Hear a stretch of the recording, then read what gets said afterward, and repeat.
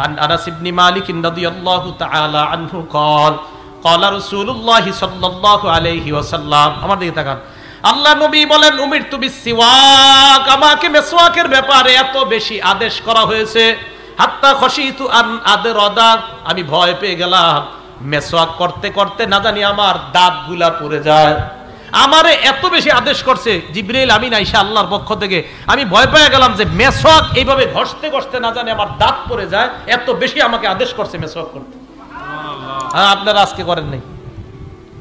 এবার দ্বিতীয় নাম্বার দৃষ্টান্ত শুনেন আল্লাহ নবী বলেন উমিরতু বিসওয়াক মেসওয়াকের ব্যাপারে এত বেশি আদেশ আমাকে করা হয়েছে হাত্তা খশিতু আইয়ুক্তাবা আলাইয়া